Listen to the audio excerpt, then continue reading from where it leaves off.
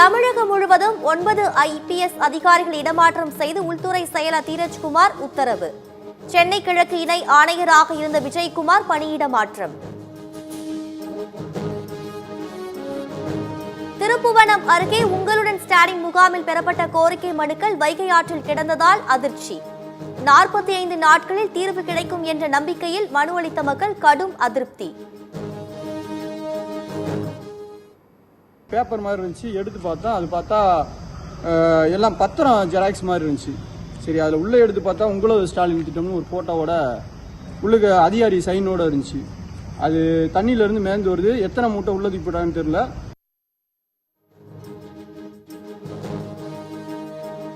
உங்களுடன் ஸ்டாலின் முகாமில் மனுக்கள் வைகை ஆற்றில் மிதந்த விவகாரம்.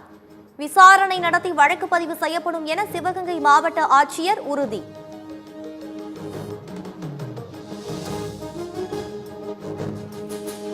உங்களுடன் ஸ்டாலின் என்ற கண் துடைப்பு நிகழ்ச்சியை அரங்கேற்றம் செய்த திமுக அரசுக்கு மக்கள் தக்க பாடம் புகட்டுவார்கள்.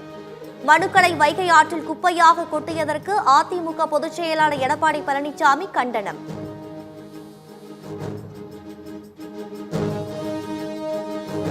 திருவள்ளூரில் காலவரையற்ற உண்ணாவிரத போராட்டத்தை தொடங்கினார் MP சசிகாந்த் செந்தில். தமிழ்நாட்டு மாணவர்களுக்கு மத்திய அரசு வழங்க வேண்டிய நிதியை விடுவிக்க வலியுறுத்தல்.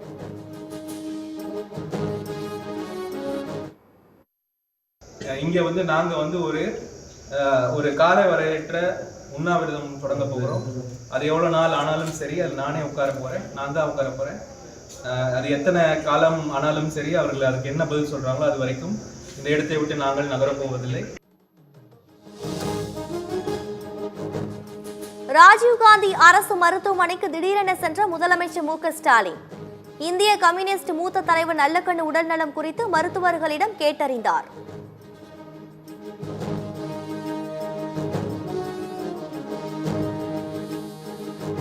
நெல்லை மனோன்மணியம் சுந்தரனார் பல்கலைக்கழகத்துக்கு காலவரையற்ற விடுமுறை. மாணவர்கள் மோதிக்கொண்ட சம்பவத்தை அடுத்து மறுதேதி அறிவிக்கும் வரை விடுமுறை அறிவிப்பு.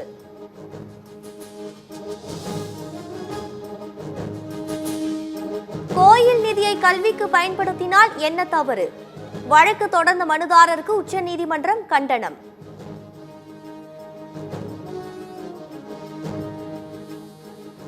விஜய் பற்றியோ கூட்டணி பற்றியோ இனி என்னிடம் பதில் இல்லை. கேள்வி கேட்காதீர்கள் என தேமுதிக பொதுச் செயலாளர் பிரேமலதா விஜயகாந்த் வேண்டுகோள். டெய்லி பிரஸ் சந்திக்கிறேன். ஒன்னு கூட்டணின்றீங்க, இல்ல விஜய்ங்கிறீங்க. ஸோ அந்த ரெண்டுக்கு இனிமே என்கிட்ட யாரும் பதில் கேட்காதீங்க. பல தடவை நான் அது பதில் சொல்லியாச்சு.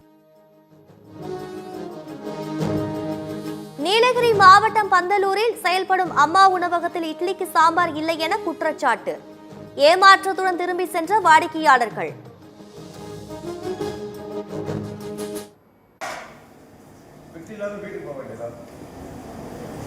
பசி கொடுமை தண்ணி குடிச்சிட்டு போக வேண்டியதுதான்.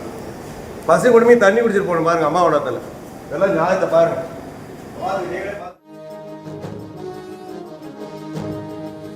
சென்னை மாநகராட்சி அலுவலகத்தில் தூய்மை பணியாளர்கள் மீண்டும் கூட உள்ளதாக கிடைத்த தகவல்.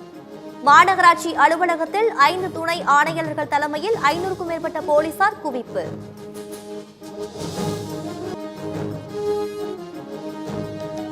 மேட்டுப்பாளையத்தில் சாலை பள்ளங்களில் கான்கிரீட் கலவை கொட்டி சீரமைத்த போக்குவரத்து காவலர். விபத்துக்களை தடுக்க காவலர் எடுத்த முயற்சிக்கு பொதுமக்கள் பாராட்டு.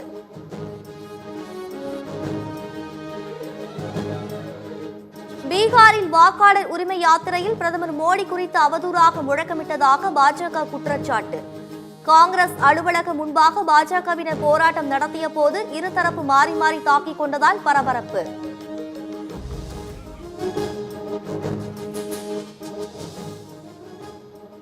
உக்ரைனின் கப்பல் மீது ஆளில்லா படகை மோத செய்து ரஷ்யா தாக்குதல். ஒரு ராணுவ வீரர் உயிரிழந்த நிலையில் சிலர் படுகாயம் அடைந்ததாக உக்ரைன் தகவல்.